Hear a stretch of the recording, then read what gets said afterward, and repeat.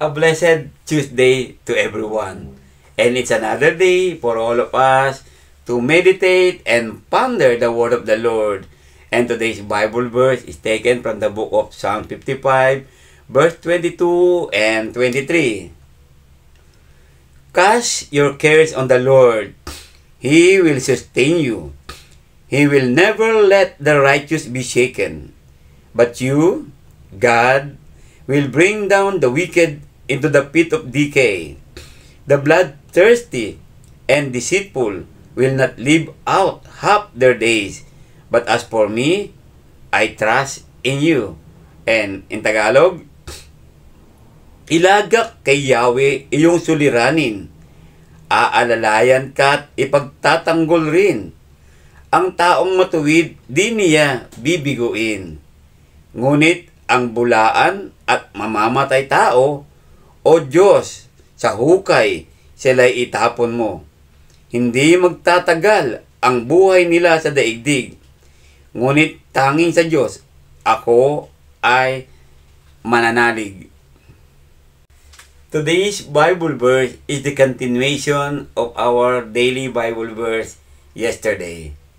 And the question this morning, do you have a lot of problems? Have you been down? Are you heartbroken? Or someone stabbed you at the back? But the Lord told us and remind us again this morning that we need to cast all our cares to Him. Do you remember what Peter told us? Cast all your cares upon Him, for God cares for you. Truly, God cares for us. That's why we must not be bothered for every problem that we have right now. What is a problem? God is bigger than everything on this. At tunay ang Panginoon Diyos ay napakalaki sa lahat ng mga bagay na ito.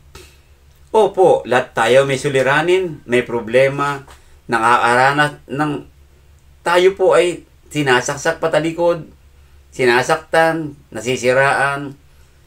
Kuminsan, namumroblema tayo sa mga bagay-bagay na pangailangan natin sa araw-araw. Nandiyan po ang Panginoon. Nandiyan mararamdaman ninyo na mismong kapatid, palalayasin tayo sa bahay-sambahan. May mga kapatid na nagpapanggap na sila ay mga tunay na Kristiyano, ngunit sila pala ay kapwa mga sinungaling. Lahat nasasaktan. We have been heartbroken. But the Lord is always there.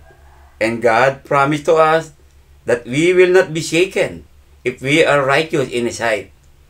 And those people, those brothers and sisters who continue to commit a sin, the Lord told us they will not live out half their days. Kaya let us tiwala lang po mga kapatid. Magtiwala tayo sa Panginoon. Ilagak ang lahat ng ating mga suliranin kay God.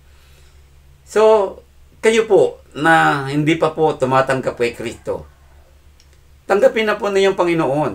Nang sa ganon, maging matuwid tayo at mailalagak na po ninyo o mailalagay ninyo ang inyong mga suliranin sa Kanya. Mailalapit po ninyo. Katulad ng ating nakaraan mga Bible verse, araw, gabi, tanghali, pwede tayong tumawag sa Panginoon Diyos. Kaya narito, paalala ng Panginoon, araw-araw sa atin, makinig tayo lagi ng Bible verse. Tunay ang Panginoon. Hindi niya tayo pababayaan. At hindi niya tayo kailanman hayaang bumagsak. Mahal ka ng Diyos. Cast all your cares upon Him. Magandang umaga po sa inyong lahat.